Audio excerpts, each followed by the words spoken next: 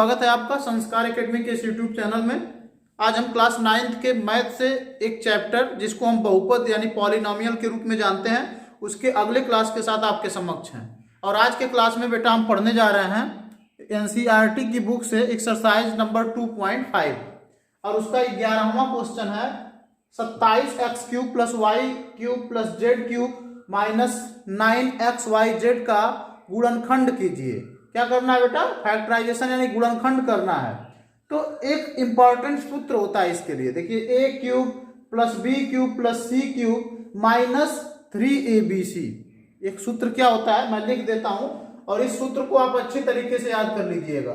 a³ + b³ + c³ - 3abc = होता है बेटा a + b + c और दूसरे कोष्टक में होता है a² + b² + c² - ab - bc - ca। ये सूत्र होता है। क्या सूत्र होता है? a³ + b³ + c³ - 3abc = a + b + c और दूसरे कोष्टक में a² + b² + c² - ab - bc - ca। थोड़ा बड़ा सूत्र है लेकिन बढ़िया है, महत्वपूर्ण भी है। अब यहाँ पे हमको क्या करना है, जो इनको सारे को जो सारे लोग हैं ना, इनको सभी को आपको क्यूब के रूप में लिखना है। ठीक है, जैसे ये क्यूब है तो केवल x भर पर है, 27 पर नहीं है ना, तो आप सब होल क्यूब के रूप में लिखना है। तो कैसे लिखेंगे? आप यहां पर लिख सकते हैं 3x का होल क्यूब, क्योंकि 3 3 जा 9 3 जा 27 हो जाएगा, प्लस यहां पर हो जाएगा y³ प्लस यहां पर हो जाएगा z³।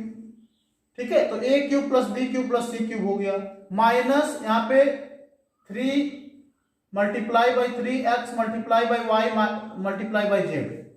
मतलब यहाँ पे क्या हमने लिख दिया, इसको क्यूब के रूप में लिख दिया, इसको भी क्यूब के रूप में लिख दिया, इसको भी क्यूब के रूप में लिख दिया। ठीक है बेटा, और यहाँ पर हमने लिख दिया 3 × a ×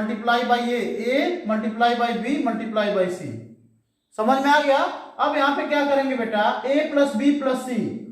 सूत्र क्या होता है? a + b + c, यानी ये कह रहा है कि पहले कोष्टक में a लिख दो, धन b लिख दो, धन c लिख दो। तो लिख दीजिए, क्या दिक्कत है? यहां पर लिख दीजिए 3x + b क्या है? y लिख दीजिए, c क्या है? z। बस हो गया। ठीक है, अब इसके जगह पे क्या लिखना है? a²। थोड़ा बड़ा है तो बड़े कोष्टक में हम लिख रहे हैं a² का मतलब बेटा 3x का स्क्वायर, तो यहां हो जाएगा 9x²। डायरेक्ट मैं लिख रहा हूं 3x का स्क्वायर, तो 3 3 जा 9, x का स्क्वायर x², क्या हो गया बेटा? 9x² plus b²। b की जगह पे क्या लिखेंगे? y, तो यहां y² हो गया, प्लस c² यानी कि z² हो गया, माइनस ab का मतलब इसका गुणा, तो गुणा करिए -ab। 3x में y का गुणा हो जाएगा तो हो जाएगा 3xy माइनस bc मतलब इसका गुणा yz और माइनस c और a यानी 3xz। तो बेटा ये आपका आंसर हो जाएगा। बहुत आसान क्वेश्चन था।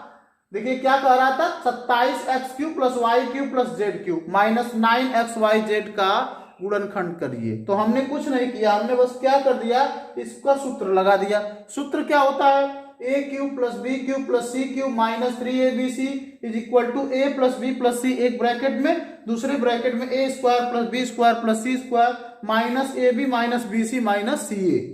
ठीक है, अब यहाँ पे हमने क्यूब के रूप में लिख दिया 3x का होल क्यूब, y का होल क्यूब, z का होल क्यूब। तो हमने जब क्यूब के रूप में लिख दिया बेटा तो हो गया 3x + y + z यानी a + b + c और दूसरे बड़े वाले क्वेश्चन में हो गया a² का मतलब 3x का स्क्वायर यानी 9x² हो गया, प्लस b² का मतलब y का स्क्वायर, तो y² हो गया, z² का स्क्वायर यानी z² हो गया, -3ab 3 3 का 9 और xy, सॉरी यहाँ पे -ab है ना, केवल ab का गुणा करोगे तो क्या हो जाएगा 3xy और bc का गुणा करोगे तो yz हो जाएगा और ca का गुणा करोगे तो क्या हो जाएगा बेटा, 3x में z का गुणा होगा तो वो आपका हो जाएगा 3xz। ये आपका क्वेश्चन हो गया सॉल्व। इसको नोट करिए, फिर अगला क्वेश्चन सॉल्व करते हैं।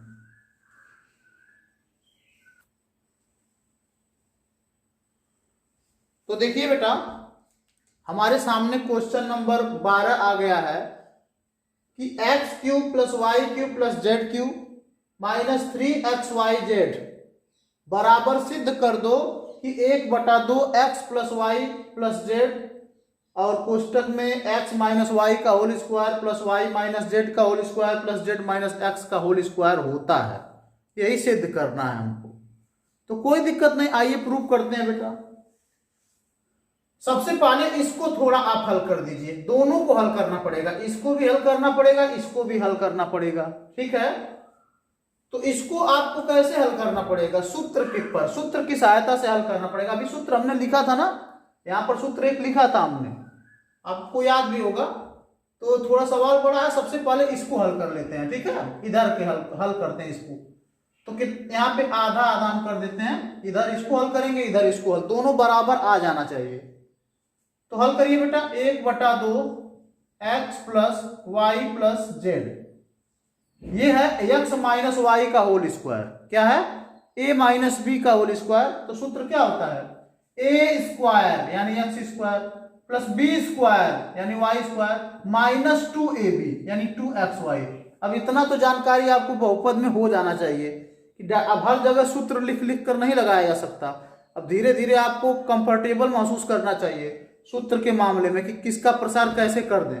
तो a square plus b square minus 2ab हो गया ना, प्लस इसको करिए y square plus z square minus 2yz, ऐसे हो गया, और plus z square plus x square minus 2xz।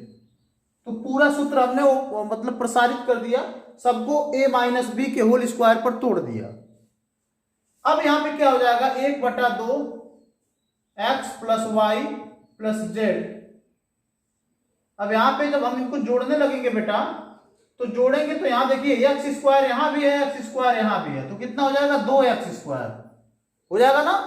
उसके बाद वाई स्क्वायर यहां है, वाई स्क्वायर यहां है, तो कितना हो जाएगा, 2y स्क्वायर, ठीक। और उसके बाद जेड स्क्वायर यहां भी है, जेड स्क्वायर यहां है, तो हो जाएगा 2z स्क्वायर, हो गया बेटा।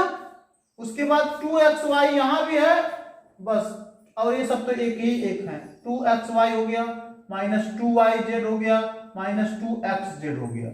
तो सबको हमने जोड़ लिया जो भी जुड़ने लायक थे। अब क्या करेंगे, 1/2 x plus y plus z, इस सब में 2 कॉमन है, इन सब में 2 है ना बेटा, सब में 2 है, तो 2 कॉमन ले लीजिए। तो कितना हो जाएगा, x square plus y square plus z square minus x y minus y z minus x z. देखिए इतना आ गया। अब ये 2 से 2 खत्म हो गया, 2 से 2 कट गया, तो क्या बचेगा, x plus y plus z, और दूसरे तरफ बचेगा x square plus y square plus z square minus x y minus y z minus x z, ठीक है, इतना बच गया। अब इसको यहीं पर छोड़ दो, अब हल नहीं करना है, इतने पे छोड़ देना, क्योंकि अब हल होगा ही नहीं। अगर हल करना है तो फिर इसका गुणा करना स्टार्ट करो, तो बहुत लंबा हो जाएगा। इसका गुणा इन सब में होगा, फिर इसका गुणा इन सब में होगा, फिर इसका गुणा इन सब में होगा, तो बहुत लंबा खिंच जाएगा बेटा, तो मामला गड़बड़ हो जाएगा, समझ में भी नहीं आएगा। अब इसको हल करके इतना ला देते हैं ना, काम खत्म हो जाएगा। ऐसा नहीं है कि इसको हल करते जाओगे तो इतना आ जाएगा, लेकिन कहानी बड़ी लंबी हो जाएगी। उससे बढ़िया इसको थोड़ा सा हल करके इतना ला दो। कैसे हल होगा, सूत्र तो आप जानते हो ना, सूत्र क्या होता है बेटा, सूत्र होता है a cube plus b cube plus c cube minus 3abc is equal to क्या होता है, अभी अभी हमने बताया आपको समय पहले कि एक कोष्टक में होता है a plus b plus c, दूसरे कोष्टक में होता है a square plus b square, थोड़ा बड़ा बड़ा लिखते हैं इधर, a square plus b square plus c square minus ab minus b c minus c a. ये सूत्र होता है, कौन सा सूत्र, a cube plus b cube plus c cube minus 3abc बराबर एक कोष्टक में a धन b धन c, दूसरे कोष्टक में a square plus b square plus c square minus ab minus b c minus c a. ये फार्मूला होता है।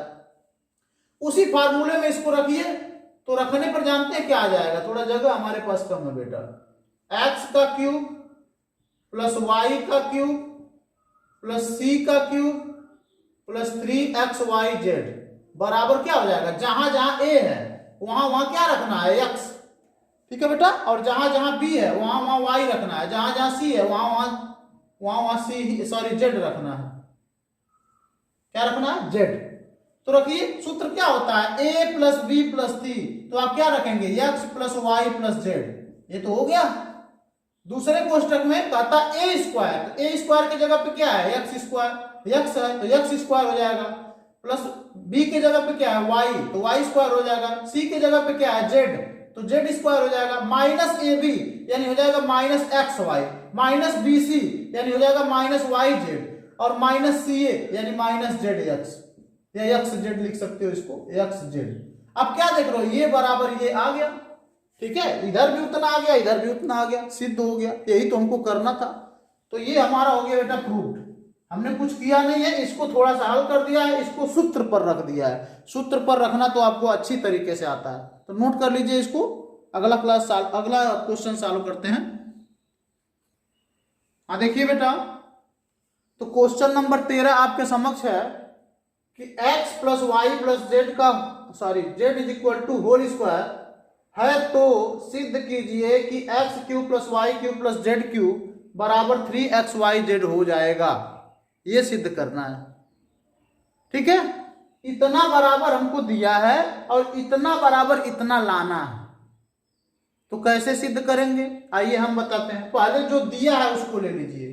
हम लोग लिखेंगे दिया है, क्या दिया है बेटा, x plus y plus z बराबर 0, ये दिया है। x plus y plus z बराबर 0 ये दिया है। तो x plus y is equal to कितना हो जाएगा बेटा, x plus y is equal to minus z हो जाएगा ना।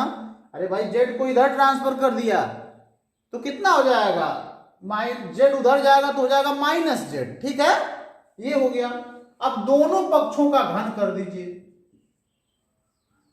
दोनों पक्षों का घन करने पर, तो जब हम दोनों पक्षों का घन करेंगे बेटा तो यहां पर हो जाएगा x प्लस वाई का होल क्यूब और यहां हो जाएगा माइनस जेड का होल क्यूब।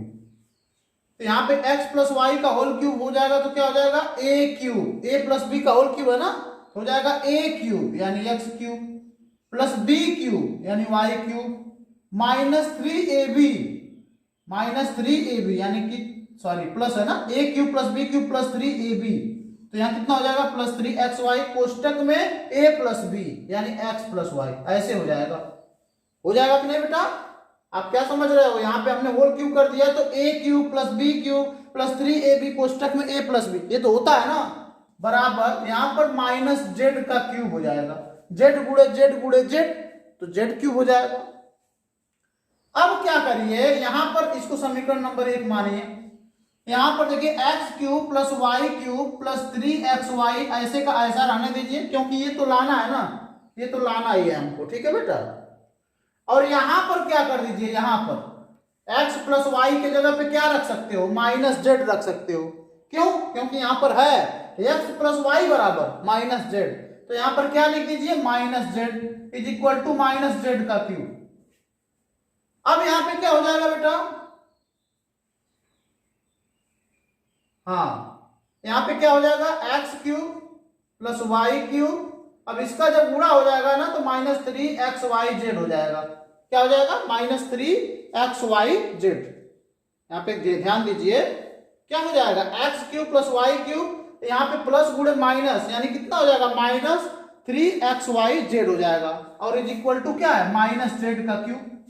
समझ में आ रहा है ना, फिर से एक बार समझाते हैं बेटा, अभी पूरा क्वेश्चन लगाएंगे फिर से एक बार समझा देंगे अगर आपको समझ में नहीं आ रहा है।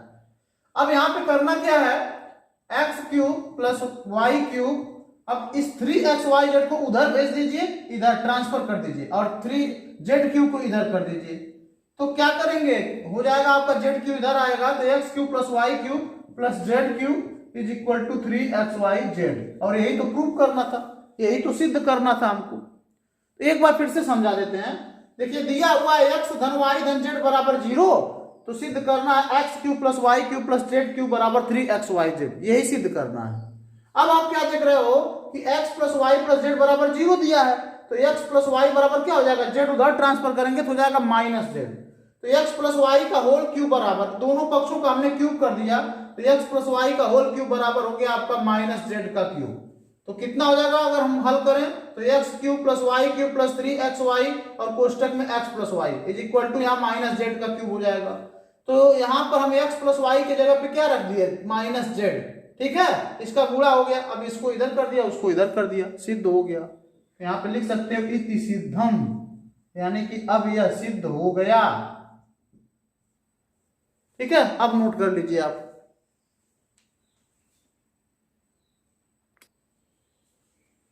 चलिए देखिए बेटा, तो क्वेश्चन क्या है, कहता है इनका घन नहीं करना है। देखिए इनका गुणा करके घन नहीं करना है। जैसे 12 का क्यूब है ना, तो 12 गुणे 12 गुणे 12 नहीं करना है, 7 गुणे 7 गुणे 7 नहीं करना है। ऐसे ही इसका उत्तर बताना है। घनों को परिकलित किए बिना ही सूत्र की सहायता से इसका उत्तर बताओ।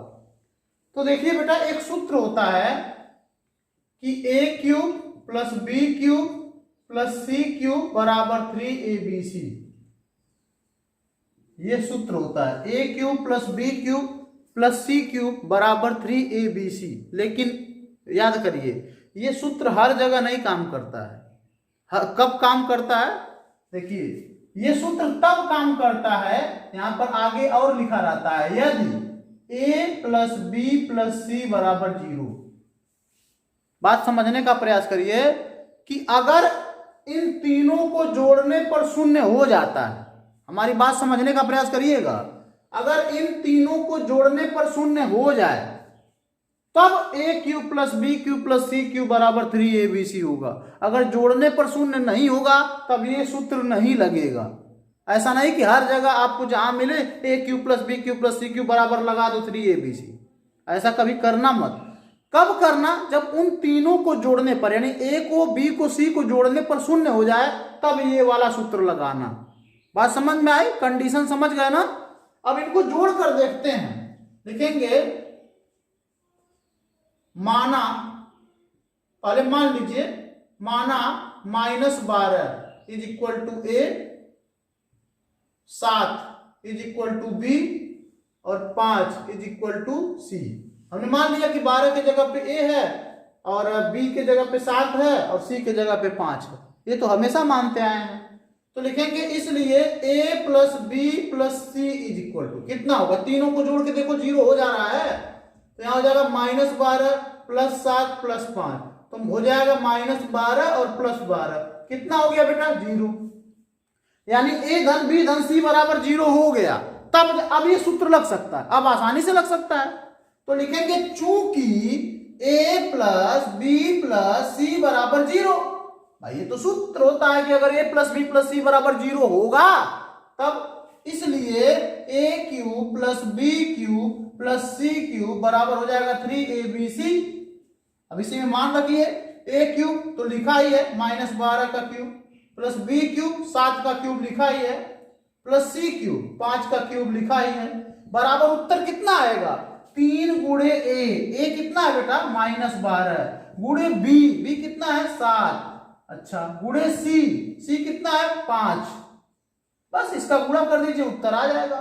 तो 12 तिया कितना हो गया 36 और 7 पचे कितना हो गया 35, 36 में 35 का गुणा करिए, 5 छक्के 30 को 0 हासिल 3, 5 तिया 15 और 3 18, 3 छक्के 18 को 8 हासिल 1, 3 त्रिक के 9 और 1 10, 0 8 8 16 को 6 हासिल 1 1 1 2 और 1, कितना हो गया 1260।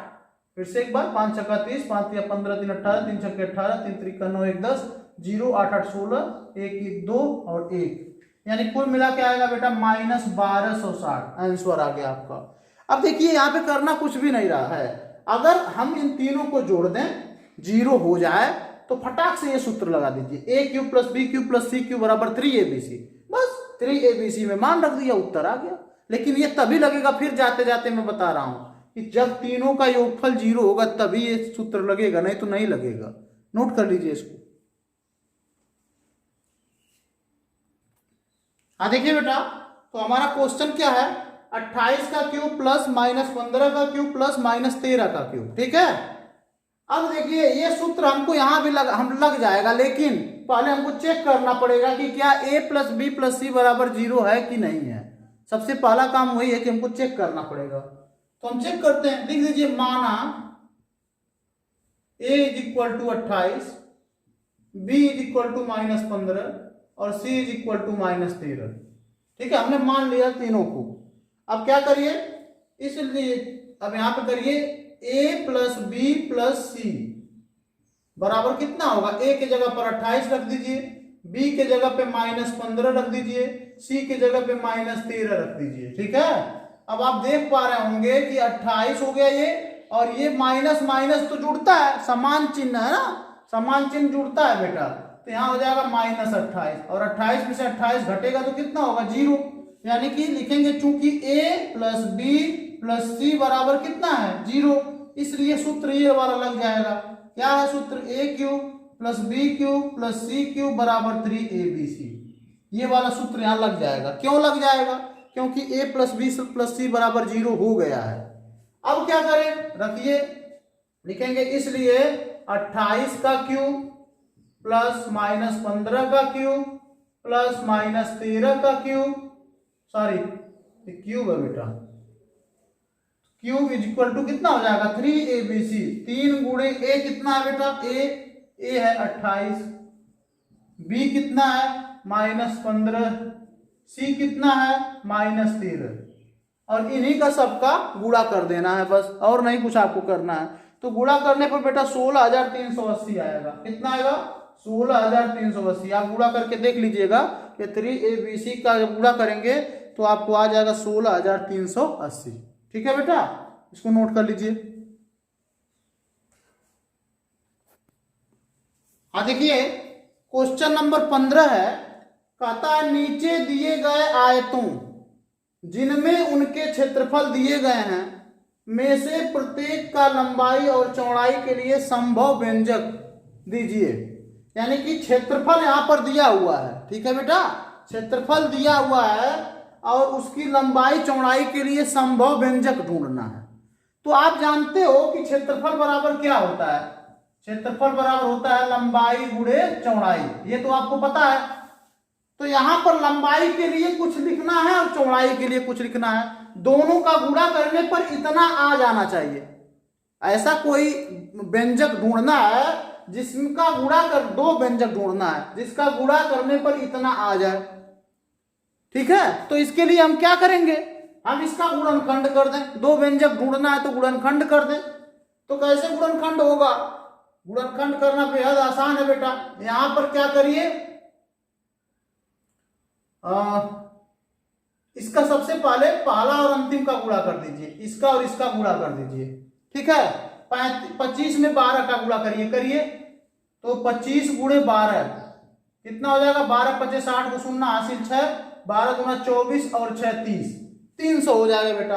अब 300 का ऐसा खंड करना है कि जोड़ने घटाने पर 35 आ जाए। ठीक है, 300 का ऐसा खंड करना है कि जोड़ने और घटाने पर कितना आ जाए बेटा, 35 आ जाए। तो 20 में अगर 15 का हम गुणा करें तो 15 0 15 गुना 30 इतना हो जाएगा ना, और 20 में अगर 15 जोड़ दे तो कितना हो जाएगा, 35। तो इसका खंड क्या हो जाएगा, 25a²। यहां पर हम लिख सकते हैं 20 + 15 और a + 12। अब थोड़ा सा और इसको तोड़ते हैं, हो जाएगा 25a² minus 20a minus 15a + 12। इन दोनों में कॉमन खोजते हैं ना बेटा। इस तरीके के क्वेश्चन तो आप गुणनखंड वाले में लगाए हैं। तो इन दोनों में कॉमन खोजिए, तो कॉमन कितना हो जाएगा, 5 और a कॉमन हो जाएगा। बचेगा क्या बेटा, 5 बचे 25, यहाँ 5 बचा, इसमें से a निकल गया तो क्या बचा, a बचा। -5 चौक के 20, 4 बचा, a निकल गया। यहाँ पे क्या बचेगा बेटा, यहाँ पे हम 3 कॉमन ले लें। ठीक है, 3 कॉमन ले लेते हैं। अच्छा, बचेगा क्या, 5a, और यहाँ चिन्ह बदलना है। जब यहाँ चिन्ह बदलना रहता है तो यहाँ हम ऋण लगा देते हैं, ये मैंने आपको बताया है। यहाँ पे 4 बच जाएगा। अब क्या होगा, इन दोनों में क्या कॉमन है, तो 5a - 4 कॉमन है। बचेगा क्या, 5a - 3 बचेगा, और यही हमारा हो जाएगा बेटा उत्तर। ठीक है, देखिए दो ऐसे व्यंजक मिल गए जिनका गुणा करने पर कितना आ जाएगा, इतना आ जाएगा। तो इसलिए हम लिख सकते हैं कि लंबाई बराबर कितनी हो जाएगी, लंबाई बराबर 5a - 4 हो सकता है, और चौड़ाई बराबर आपका हो जा सकता है 5a माइनस 3।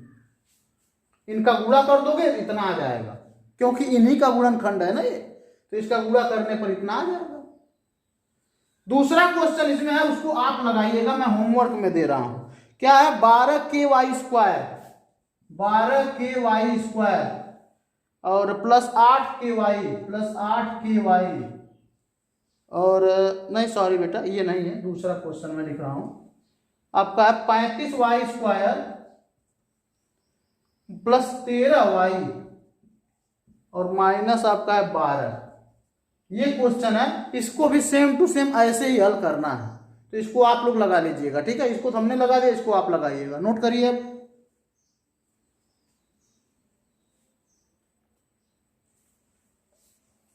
हाँ देखिए, अगला क्वेश्चन है, कहता है 16वां, घनाभों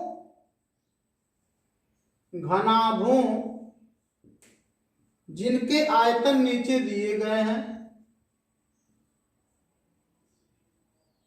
जिनके आयतन नीचे दिए गए हैं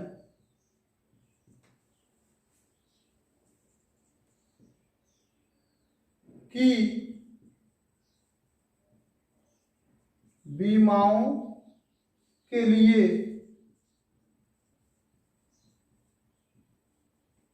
संभव व्यंजक क्या है? संभव व्यंजक क्या है? तो घनाभों जिनके आयतन नीचे दिए गए हैं के लिए संभव व्यंजक क्या है? सबसे पहला क्वेश्चन है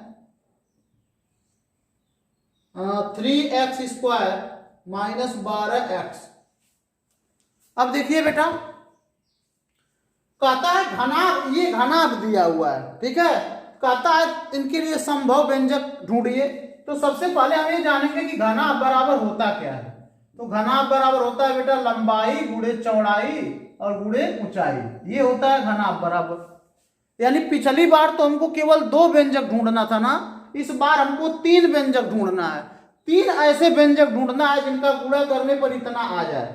पिछली बार तो केवल 2 ही ढूंढना था, हमने ढूंढ लिया था क्षेत्रफल वाले में। इस बार 3 ऐसे व्यंजक ढूंढना है जिसका गुणा करने पर इतना आ जाए। तो 3 नहीं, कितना भी ढूंढना रहे बेटा, हमको गुणनखंड ही करना है और कुछ नहीं करना है। हमको क्या करना है? जनरली गुणनखंड करना है। तो आइए गुणनखंड करते हैं। यहाँ पर अगर कितना कॉमन लें, 3x कॉमन हो जाएगा, तो बचेगा क्या बेटा? x और माइनस यहाँ बचेगा 4 बचेगा ना। और तो इसका गुणनखंड हम कुछ नहीं कर सकते, और अगर किसी लायक होता सूत्र उत्तर पर तो रखते, लेकिन ऐसा कुछ भी है नहीं। अब यहाँ पे 3 पार्ट में इसको डिवाइड कर दीजिए, 3 गुणे x माइनस 4। अब यही 3 ऐसे व्यंजक हैं जिनका गुणा करने पर इतना आ जाएगा। तो इसलिए आपका क्या हो जाएगा? लंबाई बराबर आपका हो जाएगा 3, चौड़ाई बराबर आपका हो जाएगा x, ऊंचाई बराबर आपका हो जाएगा x माइनस 4। ये ऐसे 3 व्यंजक होंगे जिनका गुणा करने पर कितना आ जाएगा बेटा? और गुणा करेंगे देख लीजिएगा इतना ही आएगा, क्योंकि इन्हीं का गुणनखंड हमने किया है। ठीक है बेटा, चलिए एक क्वेश्चन इसमें और है आपका क्वेश्चन, उसको भी हम लगा देते हैं। फिलहाल इसको हम मिटा देते हैं बेटा। यहां पर आप लिख लीजिएगा लंबाई बराबर चौड़ाई बराबर ऊंचाई बराबर। ठीक है बेटा, तो चलिए अगला क्वेश्चन लगाते हैं। अगला है 12k² प्लस 8k माइनस 20। ये देखिए ये क्वेश्चन है। अब इसमें हम क्या करें? इसमें भी कुछ नहीं करना, इसमें कॉमन लीजिए। क्या कॉमन है? सबसे पहले तो कॉमन ढूंढिए। तो कॉमन क्या आपको दिखाई दे रहा है बेटा? 4 कॉमन हो सकता है, और बस 4 केवल कॉमन होगा ना, के वो तो कॉमन है नहीं, के देख लें 20 के नहीं है।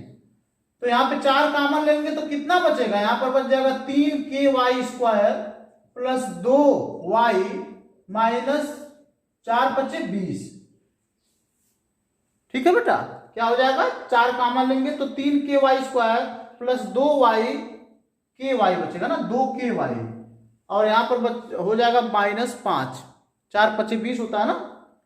अब क्या करेंगे? अब इसका गुणनखंड करिए। ठीक है, इसका हमको क्या करना पड़ेगा? गुणनखंड करना पड़ेगा। तो संभवतः आप इसका गुणनखंड कर ही लेंगे। ठीक है बेटा, तो इसका गुणनखंड कर लीजिएगा। एक तो उत्तर आपको मिल ही गया है, दूसरा उत्तर नीचे आपको मिल जाएगा, दूसरा और तीसरा उत्तर आपको नीचे मिल जाएगा। और उत्तर कितना होगा मैं बता दे रहा हूं, उसकी सहायता से आप लोग हल कर लीजिएगा। फिलहाल एक क्वेश्चन गलत दिया हुआ है बेटा, वही हम भी कब से सोच रहे थे।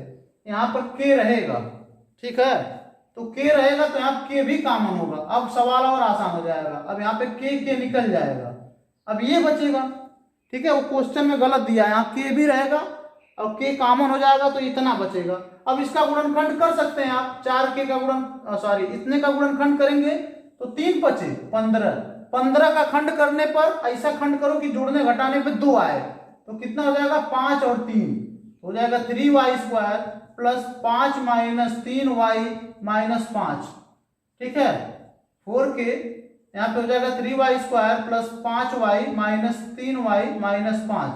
अब यहाँ हो जाएगा 4 के, इसमें कॉमन लेना पड़ेगा ना बेटा, तो कॉमन लेंगे तो क्या कॉमन होगा, y केवल कॉमन हो जाएगा, बचेगा क्या 3y प्लस 5। और इसमें क्या कॉमन है, कुछ नहीं, तो -1 कॉमन ले लो, क्या बचेगा 3y प्लस 5।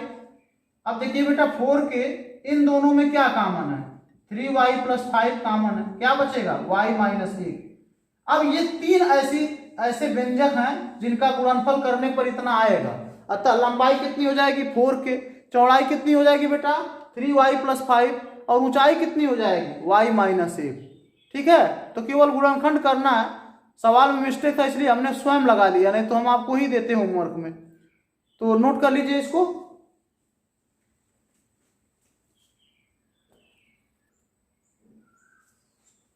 तो ये रहा आपका बहुपद, और बहुपद इस तरीके से बेटा हो गया है अब समाप्त। एक एक्सरसाइज मैथ का हमने सबसे इंपॉर्टेंट जो था वो समाप्त हो गया। अब कल से हम एक नया एक्सरसाइज स्टार्ट करेंगे, चाहे कोई भी एक्सरसाइज, और फिर मिलते हैं कल एक नए एक्सरसाइज के साथ। बहुपद नामक चैप्टर का प्लेलिस्ट अवेलेबल है यूट्यूब पे। अगर आपकी फेयर कॉपी कंप्लीट नहीं है या आपने क्लास मिस किया है तो वहाँ से जाकर आप प्लेलिस्ट को ओपन करके सारे वीडियो वहाँ पर मिल जाएंगे, और वहाँ से आप अपनी फेयर कॉपी कंप्लीट कर लीजिए। फेयर कॉपी जरूर कंप्लीट करिएगा। मिलते हैं कल एक नए क्लास के साथ, एक नए टॉपिक के साथ, एक नए एक्सरसाइज के साथ। तब तक के लिए अपना ध्यान रखिए। आपका दिन शुभ हो।